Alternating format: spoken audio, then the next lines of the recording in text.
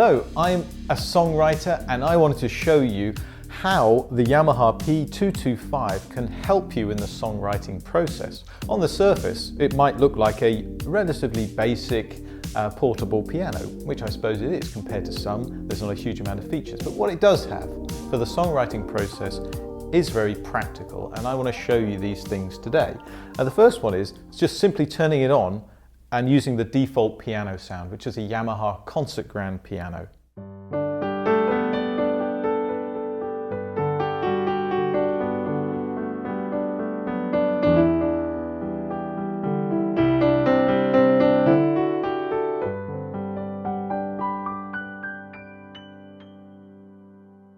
And that in itself is inspiring, but there are a few things you can do when you if you are a songwriter like me, you'll no doubt have dry spells where you are in need of a little bit of inspiration.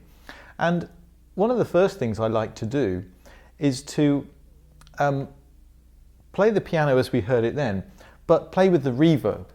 Because at the minute the reverb is very small. And what difference does reverb make? Well, to me it seems to add a whole load of emotion and power to the piano sound. So what I'm going to do is I'm going to go in and press the piano button here, and I'm using the quick operation guide, which you can see on Yamaha's online manual, and I'm going to crank up the reverb. Firstly, I'm going to change it to the chamber, the concert hall rather, which is holding this one and pressing the C sharp number 2, so 0, 1, 2, and then I'm going to turn it up to maximum by pressing the A2 as far as it will go, the A2, A0, 1, 2, until it stops making that beeping noise. Listen to the difference.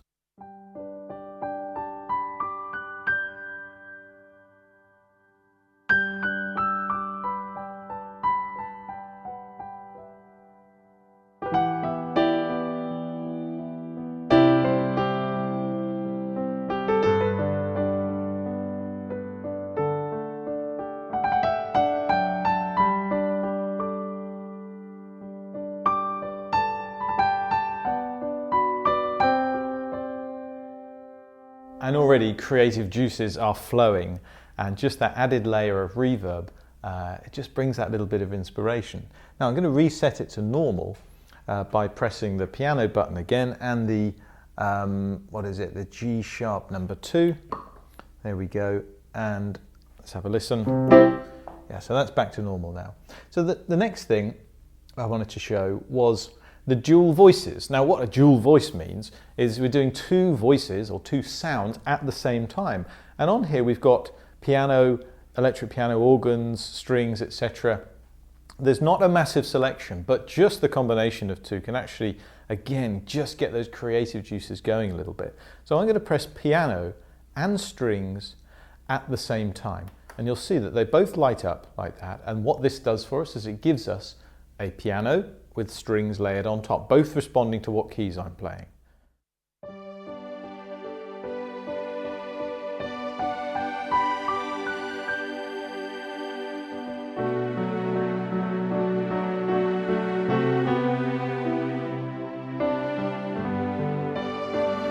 And already I'm thinking, oh, really nice sort of Van Morrison-esque ballad there. But one of the things I found about this piano is the basic string sound is a little bit too instant. The attack is very quick. It almost comes on too fast, but there's a variation of it called slow strings. And if you, first of all, just select strings as your main voice and then press it again, we now get a string sound where there's a slight delay before it comes in. And in my experience, if you combine that in a dual voice with piano, you actually get a much nicer effect because the orchestra seems to sort of follow your piano playing like this.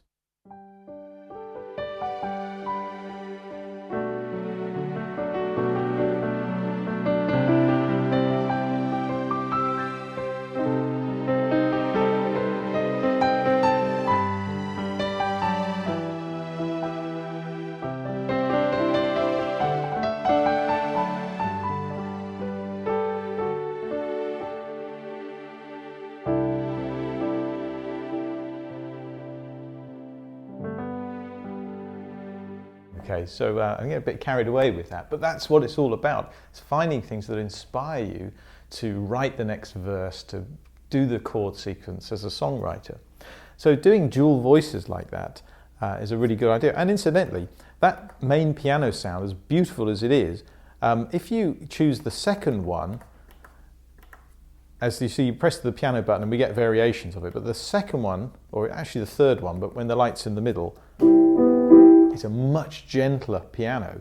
And if you combine that with the slow strings,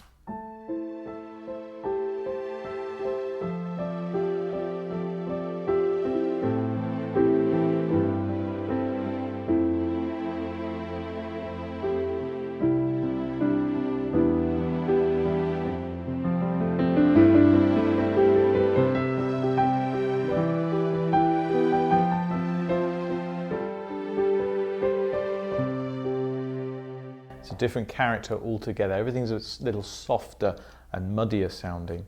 It may not be to your style, but what I'm saying is there are a surprising amount of options with just the basic sounds on here. We'll go back to the regular piano.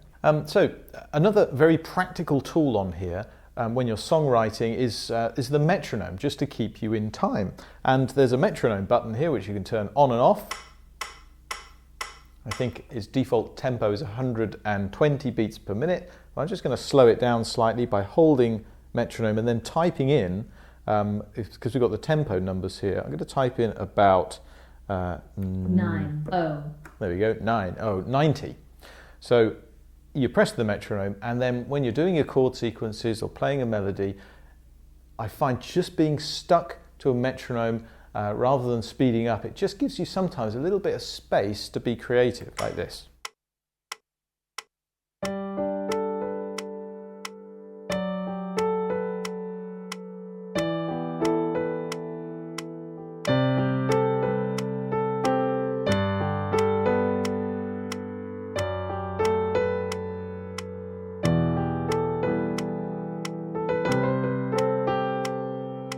Okay, and everything I'm playing here is just improvised, so I'm sort of writing on the go and just letting the piano's tools inspire me and shape me and steer me and restrict me, and just seeing what comes out of it.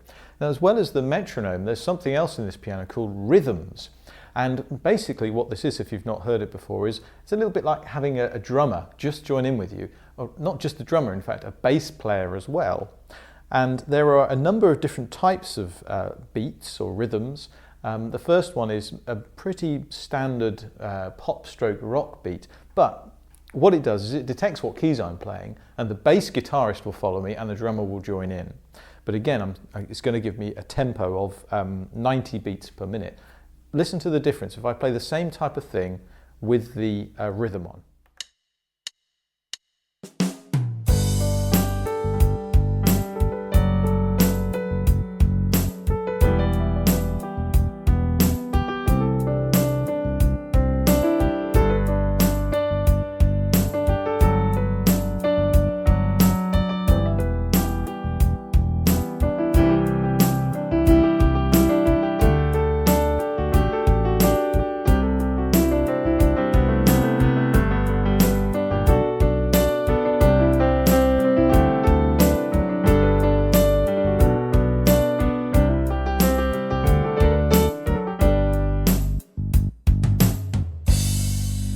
So as you can see, it's inspiring. It's making me want to get into the groove and keep writing. And again, this is all improvised, so I'm letting the piano kind of be my partner in making this music, in songwriting here. Now, what I just played there, one of the nice things that the recording function gives you on here as a songwriter is it allows me to put down that as a track and then have it saved, and I can play it back through the piano speakers and play over the top of it and perhaps work on the melody. So I've got a bit of a chord sequence going on here, as you've seen, and I'm going to play a sort of basic rendition of the chord sequence, record it to the memory, then play it back, and I'm going to work on a melody with my right hand. So what I do is I press the record button first, and to start it off, instead of pressing play, I press rhythm, and that rhythm will still be in there. It will give me a count in, and then I'm going to do the chord sequence.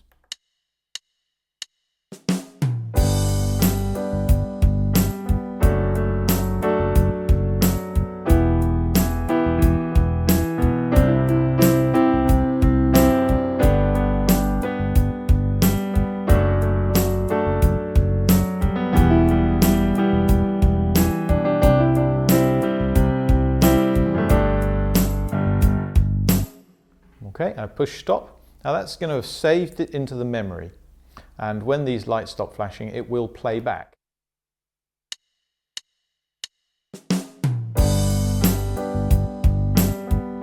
And what this gives me the opportunity to do for my song is work on a melody for the right hand part. So I'm going to have a little improv and see if I can figure out a nice melody while what I've recorded is playing back.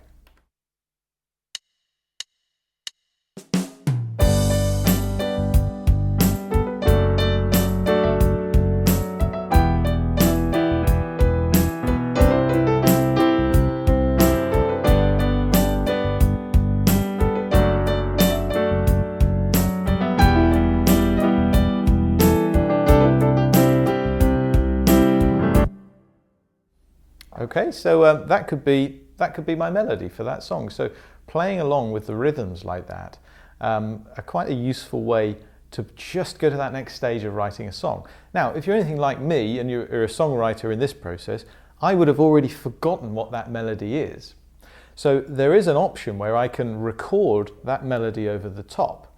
But you can't, because of the limitations of this piano, I can't get that on top of the rhythm as well. So I've got to go in and record the left hand and the right hand part separately, or think of it as track 1 and track 2 separately to put that melody in there. Now to do that, again, looking at the quick reference guide, because this is a really useful thing to have by your side all the time. To delete what I have recorded, I'm holding the demo song button while holding down the record button, press the demo song button.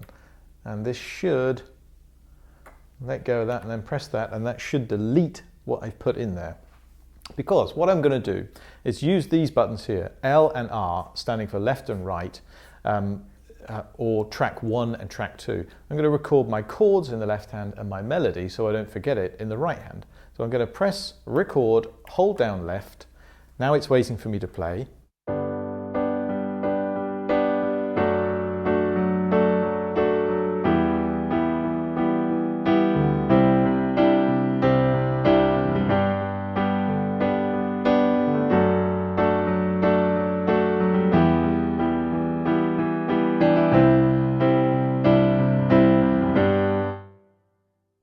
Okay, and let's save that to the memory. But to record the right hand, the melody, I hold record and press right and get it started by pressing the start button. Then I'm going to record my melody so I don't forget it. Hopefully in the 30 seconds there's been, I haven't actually forgotten it. Let's go.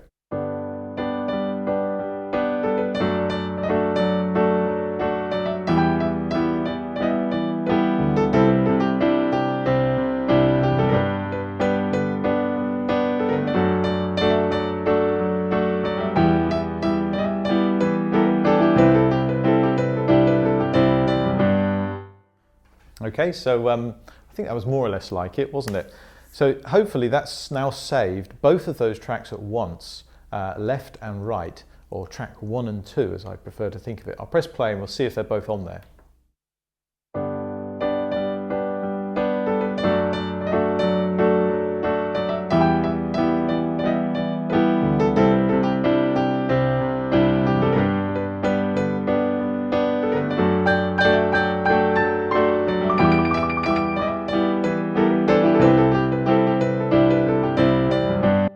So there you go. So that's how you can utilize the metronomes, the rhythms and the recording as really useful, practical songwriting tools on here.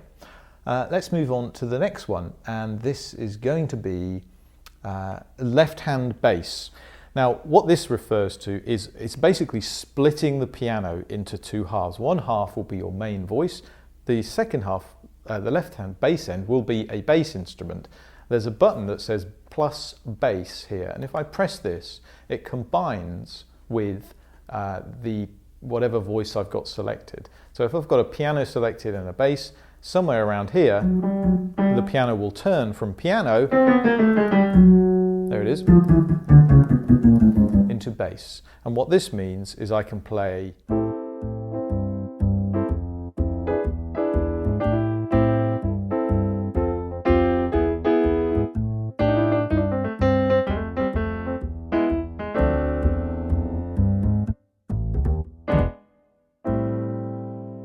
So again, it gives us a slight variation. There is one I like on here, which is a bass and a cymbal.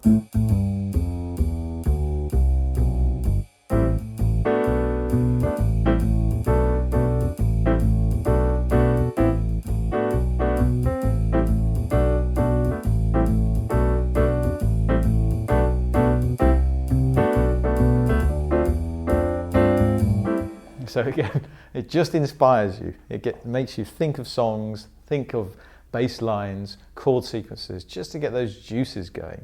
So that is the left-hand bass on there as well. So I hope that's shown you a good few practical things on this relatively basic Yamaha P-225 piano to get you inspired as a songwriter. I also have to say, if you get hold of the Yamaha Smart Pianist app, this is basically the companion app Yamaha have made for all of their, for most of their digital pianos and keyboards. It's great because it gives you a very visual display, and you can change the voices, you can change the levels, you can do recording on there as well. You can import your own songs and play it through the speakers via Bluetooth as well. So there's all sorts of extra elements and aspects that brings into it too, so go and check it out. I hope that's been useful. If you've got a question as a songwriter thinking about buying this instrument, just pop it through on the comment section below. I'll be happy to get back to you. And any more questions you've got on this keyboard and how you do things on it, leave those in the comment section too, because I'm always looking for inspiration for the next video. So help me out with that one, will you? Thanks very much for watching, and I'll see you in the next one. Bye-bye.